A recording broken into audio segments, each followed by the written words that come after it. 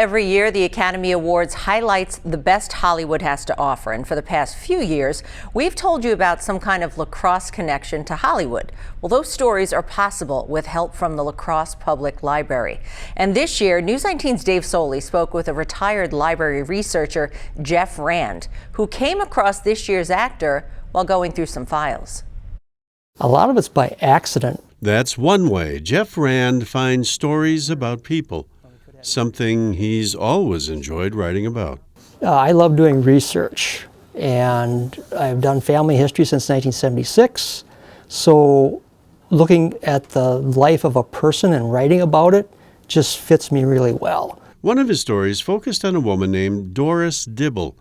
A colleague of Jeff's did some work on her life and placed that research in a file. And I thought, I'm going to put this aside for this new project that I'm doing called Neighbors Making History, because there's a connection here. A local person who was in Hollywood, married a famous person. There might be a story out of this. So that's how it came about. I was just going through a file, shredding papers, and saved this one. Doris Dibble Deane was born in La Crosse County, January 20th, 1900. Along with the research, the library has a few photographs to help tell her story. Pearl Street is where Doris Dibble Deane's parents lived. Her father had a saloon on Pearl Street in the 300 block of Pearl Street, and they lived above the saloon. And that was her home for when she was an infant until they moved to Dubuque before she was 10 years old. From there, the family went to California, where Doris became focused and determined. She wanted to become an actor. Her parents sent her to a exclusive school in Pasadena, California, to try to get her on a different path. But Jeff says they were unsuccessful. Doris went to New York City to study dance, her entry to the world of performing arts.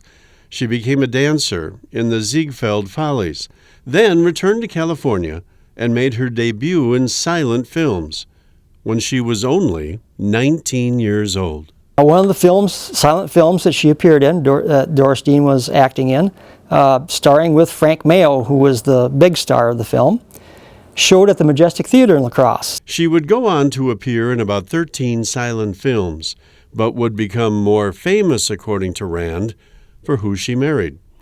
Silent film actor and comedian Roscoe Fatty Arbuckle. Fairly notorious. He went on trial 3 times in the death of a young woman at a party. He was acquitted finally in the 3rd trial, and it was after that she married him. It was not a happy marriage, and the two were divorced after just a few years. Doris married one more time, but that too ended after a relatively short period. Still, Doris Dibble Deane demonstrated the courage and determination to achieve her goal. She had her moment of fame. About 5 years there, she appeared in about 13 silent films. But after her divorces, returned to dance to support herself. For a time, however, Doris Dibble Deane was at the center of the silent movie business. Early on in her career, one of the newspapers said she was beautiful and ambitious and had acting ability, but it was never apparently fully realized during her career. A trajectory for a lot of people we don't often hear about, says Rand. They have their moment and then fade away. But Doris Dibble Deane made her mark.